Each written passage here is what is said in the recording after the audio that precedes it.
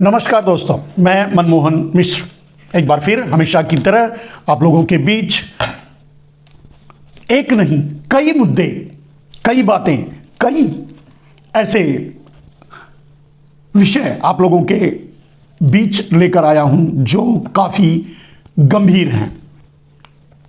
और जब इस देश में नरेंद्र मोदी इमरजेंसी लगा ही चुके हैं, भले ही अघोषित है लेकिन इमरजेंसी तो है, तो जब इमरजेंसी लगा ही चुके हैं तो मुद्दे तो बनेंगे ही और बहुत से मुद्दे बनेंगे। एसबीआई ने डेटा चुनाव आयोग को दे दिया है, असली डेटा अब दिया है, यानी जो 60 to 70% डेटा दिया था उससे अलग, यानी जो नहीं दिया था वो भी दे दिया। कहने का अर्थ यह है कि असली डेटा, पूरा डेटा अब एसबीआई चुनाव आयोग को दिया है।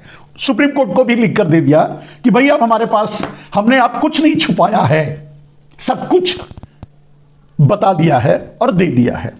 इसके बाद भी बहुत कुछ छुपाया गया होगा, क्योंकि एसबीआई को ये, मतलब वो खरे खोटे बाबू है ना, उनको ये बताया हो गया होगा कि भाई चिंता मत करो, आएगा तो मोदी ही, बाद में निपट लेंगे, सुप्रीम कोर्ट को भी देख लेंगे, ये उम्मीद दी गई होगी। तो कुछ न कुछ तो अभी भी राज रखा गया होगा, छुपाया गया होगा, वो बाद में आएगा। लेकिन जितना अब बता चुका है एसबीआई, जितना अब दे चुका है डेटा चुनाव आयोग को, और क्योंकि सुप्रीम कोर्ट में भी अब हलफनामा दे चुका है एसबीआई, तो निश्चय ही कम से कम भरोसा किया जा सकता है कि 90% तक डेटा एसबीआई अब दे दिया होगा, अब आपके सामने आ जाएगा।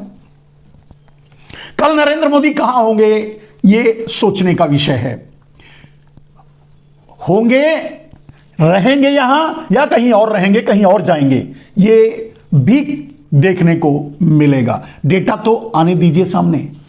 नरेंद्र मोदी खुद इतने बौखलाए हुए हैं कि ऊट पुटांग हरकतें करने लगे हैं, ऊट पुटांग भाषा बोलने लगे हैं। अपने अनपढ़ होने का, मूर्ख होने का परिचय वो खुद भी समाज में देने लगे हैं, लोगों के बीच में अपने मूर्खता का परिचय देने लगे हैं। तो दोस्त, एसबीआई जो अब डेटा दिया है उसमें से सीधे सीधे ये बातें जो निकल कर आएंगी, अभी तक जो सिद्ध हुआ है, जो सामने आया है कि एजेंसियों से जबरदस्ती एक फिरौती के रूप में इलेक्टोरल बॉन्ड लिया गया भारतीय जनता पार्टी यानी नरेंद्र मोदी द्वारा।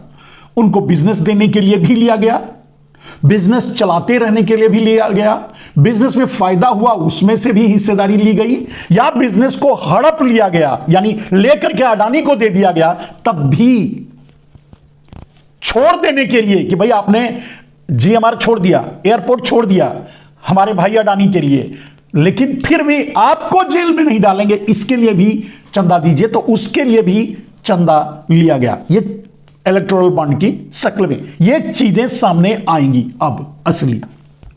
सबसे बड़ा जमाखोर, माफिया, खतरनाक गैंगस्टर, क्या कहेंगे, बिजनेस का डॉन, बिजनेस डॉन जिसे कह सकते हैं, या व्यापारिक माफिया कह सकते हैं, अडानी और अंबानी के बारे में भी अब खुलासे सामने आ जाएंगे।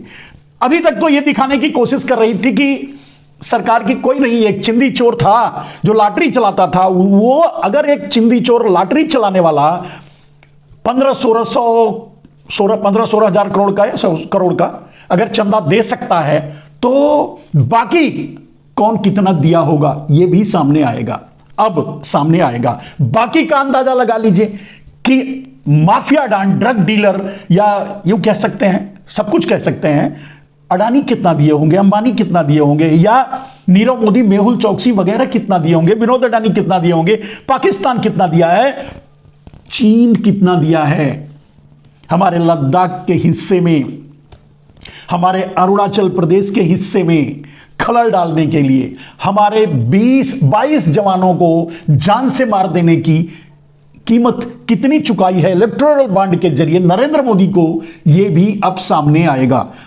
इसीलिए मैंने बोला नरेंद्र मोदी होंगे, रहेंगे, कहां रहेंगे ये अब पता चलेगा, असली खेल अब शुरू होगा। लेकिन कहते हैं ना कि मतलब जाते जाते भी भूत परेशान करके जाता है, मोदी वही कर रहे हैं। दूसरी बात, अब ये चीजें सामने आएंगी, टैली भी हो जाएगा, क्यों लिया, किस लिए लिया, क्या क्या किया। अब इससे ज्यादा क्या सामने आएगा कि आप लोगों के मौत का सौदा भी नरेंद्र मोदी ने कर लिया। 55 करोड़ कोई चंदा देगा तो वो पानी भरकर इंजेक्शन ही लगाएगा, ईमानदारी से कहां से बना पाएगा, आप खुद ही अंदाजा लगा लीजिए।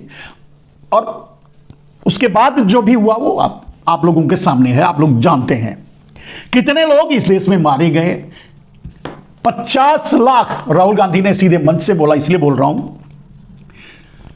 क्योंकि हमारे बोलने पर तो नरेंद्र मोदी चिढ़ जाते हैं, मिर्ची लगती है उनको, और तुरंत एसटीएफ और क्या कहते हैं एनकाउंटर स्पेशलिस्ट भेज देते हैं।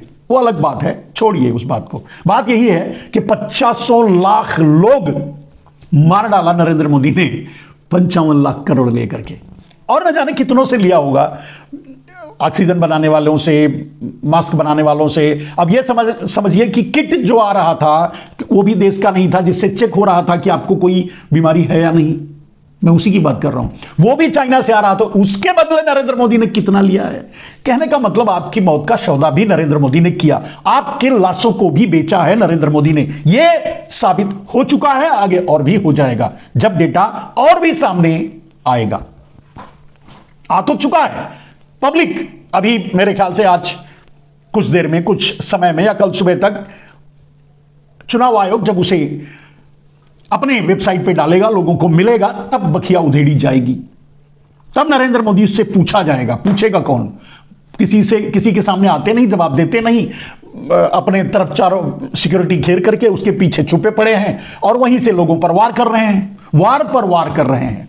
नरेंद्र मोदी चाहते हैं, हम 400 पार का नारा लगाते हैं, लेकिन चाहते हैं कि चुनाव लड़े बगैर जीत जाएं, यानी कोई पहलवान ही ना हो। अब पहलवान ही नहीं होगा तो जीत तो जाएंगे, मतलब उनके हिसाब से। अब सोचिए, कहने का अर्थ यह है कि लड़ना भी नहीं चाहते, लड़ने की हिम्मत भी नहीं है, टाइट है पूरे, नीचे से ऊपर से हिम्मत छूट चुकी है, झोला उठ चुका है, फिर भी चाहते हैं कि बिना लड़े ही जीत जाएं।